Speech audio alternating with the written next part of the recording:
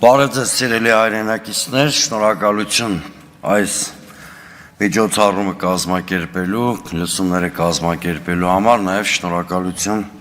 հնչած ելույթների համար։ Նիկոլ Փաշինյանը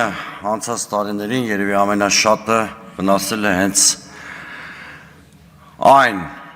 արժեքին, ինչը համարում է իր համար բրենդ, դեմոկրատիային, որտեղ դեմոկրատիան միայն ընտրությունները չեն, եթե նույնիսկ մի վերապահումով ընդունենք, որ ընտրությունները քիչ թե շատ ինչ-որ չափանիշների համապատասխանել են, երկու այլ շատ կարևոր սկզբունքներ դեմոկրատիայի կամ բաղադրիչներ հիմնահատակ ոտնահարվել են, հետևաբար Հայաստանում դեմոկրատիայի մասին խոսք լինել չի կարող։ Հայաստանում չի գործում քաղաքական պատասխանատվության ինստիտուտը, հակառակ պարագայում 2021 թվին Նիկոլ Փաշինյանի մտքով անգամ չպիտի անցներ առաջադրվել որպես կառավարող կուսակցության առաջին համար կամ վարչապետի թեկնածու եւ Հայաստանում չի գործում հաշվետվողականության սկզբունքը։ Այս ասելուց հետո ես ուզում եմ ասել, որ քաղաքական պատասխանատվության ինստիտուտը ենթադրում էր, որ այն կառավարությունը, որ ձախողել է իր ծրագիրը, իդեպ դա բխում է խորհրդարանական մոդելի տրամաբանությունից, անմիջապես պաշտոնակարվեր։ Այո, դա, եթե իրապես խորհրդարանական մոդել լինենք, ուսապարկերի խմբակցությունը ինքը դա պիտի նախաձեռներ, որպեսզի իր վարկանիշը չտուժեր։ Բայց մենք հեռու ենք այդ իրավիճակից, հետևաբար խորհրդարանն է Նիկոլ Փաշինյանի գրպանում եւ որևէ արժեք չունի, ծրագիրը իրականացված է թե ոչ։ Ես մի քանի կարևոր բաներ ուզում եմ ասել։ Ծրագիրը 100%-ով կատարված չի։ Ամենահակասոցիալական պետությունն ենք մենք։ Բոլոր ռեֆորմները տապալած պետություն ենք։ Բայց մի քանի շեշտադրում ուզում եմ անել։ Կոսովոյի նախադեպով խոստանում էր Արցախի ճանաչում։ Ոչ միայն դա չարեց, այլ կործանեց Արցախը, ընդ որում օգոստոսի 23-ին խոստովանեց, որ դա արել է գիտակցաբար։ Արել է գիտակցաբար, որտև այս իշխանության ամենամեծ արկածախնդրությունը եղել է երկրի ստրատեգիական կողմնորոշման փոփոխությունը։ Այսինքն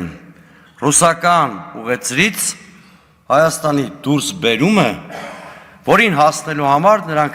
գիտակցաբար կործանեցին Արցախը, բայց երկիրը հայտնվեց ոչ թե կոմֆորտ արևմուտքում, այլ ադրբեջանա-թուրքական վասալիտետի ներքո։ Երկրորդը, ինչքան էլ հատկապես Վաշինգտոնից հետո նա ճամարտակի, որևէ խաղաղություն Հայաստան չի եկել։ Եթե նույնիսկ ընդունենք, որ թրիփը խաղաղության բաղադրիչներից մեկն է, թրիփի հիմքում աշխարհաքաղաքական բախման ական է թաքնված, որտեղ դա սպասարկում է աշխարհաքաղաքական կենտրոններից մեկի հետաքրքրությունները, Միացյալ Նահանգներ, Իսրայել եւ այլն եւ այլն։ Եվ ուղղակի հարվածում է BRICS-ի երկրների, մեր ստրատեգիական դաշնակից Ռուսաստանի, Իրանի Իսլամական Հանրապետության, ինչու՞ չէ նաեւ Չինաստանի եւ Հնդկաստանի շահերին։ Հետևաբար աշխարհաքաղաքական բալանսի խախտմամբ խաղաղություն հնարավոր չէ բերել։ Ավելին ասեմ, Նիկոլ Փաշինյանը գնաց նաև մեր քաղաքական ինքնության ոչնչացման հանդուգն քայլին, ես հիմա չեմ ուզում թվարկել, ազգային դիմադրության բոլոր կենտրոնները ոչնչացվում են, բոլոր։ Սա ունի հստակ նպատակ։ Նա երկրում սողացող ավտորիտարիզմից անցում է կատարում տոտալիտար կառավարման երկու նպատակ ունենալով։ Մի կողմից նա գիտի, որ այլ եղանակով վերարտադրվելու լեգիտիմ որևէ հնարավորություն չունի, մյուս կողմից նա պետք է կարողանա սպասարկել Բաքվի բոլոր պահանջները։ Իսկ դրա համար պետք է երկրում ազգային դիմադրության օջախների տոտալ ոչնչացում։ Բանը հասավ այնտեղ, որ Նիկոլ Փաշինյանը ցուցմունք տվեց Հայաստանի Հանրապետության դեմ։ Միայն այս պատճառն ի դեպ հերիք էր իմպիչմենտ նախաձեռնելու համար։ Համաշխարհային պատմության մեջ մի աննախադեպ բան է գրանցվել։ Երկրի ղեկավարը սեփական խոսքով իր երկրի ճակատին դաջել է օկուպանտի եւ ագրեսորի պիտակը։ Հավատացնում եմ ձեզ որպես պատմաբան, որ սա շատ ավելի վտանգավոր հետևանքներ է ունենալու, քան նույնիսկ Արցախի կործանումը։ Հիմա գամ բուն քննարկման թեմային շատ հակիրճ։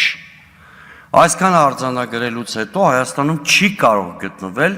որևէ քաղաքական ուժ, որը դեմ լինի իմպիչմենտին։ Իդեպ, սա խորհրդարանական զույգ ընդդիմադիր կուսակցությունների պարտականությունն է, որտեղ դուք խորհրդարանում հայտնվել եք, Հայաստան խմբակցությունը եւ պատիվ ունեմ խմբակցությունը Նիկոլ Փաշինյանին հեռացնելու կոչով կամ կարգախոսով կամ ծրագրով։ Հետևաբար, եթե միջև ազգային ժողովի այս մանդատի ավարտը դուք այդ խնդիրը չեք լուծում,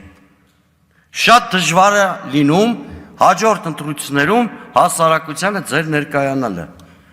որովհետև ինչպես ձախողել է Նիկոլ Փաշինյանը երկրի անվտանգությունը, դուք էլ ձախողել եք ձեր քաղաքական առաքելությունը։ Սա պետք է ասվի շատ հստակ։ Մյուսը, երբեք իմպիչմենտը չի կարելի դիտարկել միայն վերջնարդյունքի, այսինքն Փաշինյանի հեռացման տեսակետից։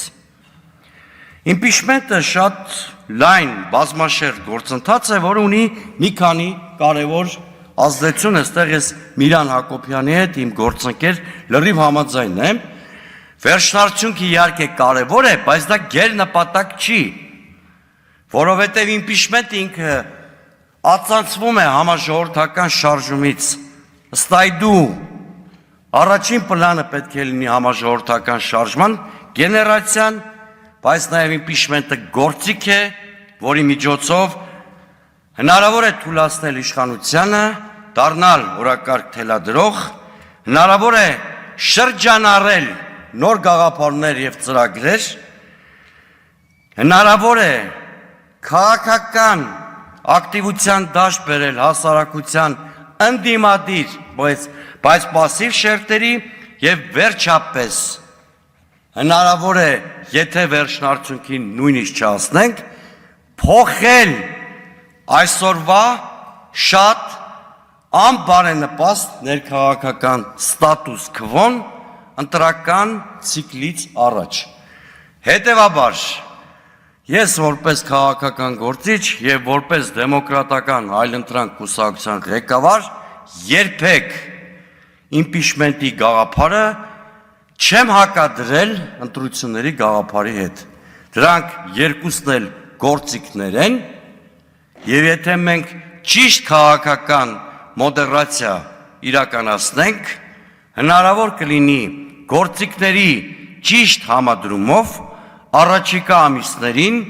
պատմություն դարձնել այս անփառունակ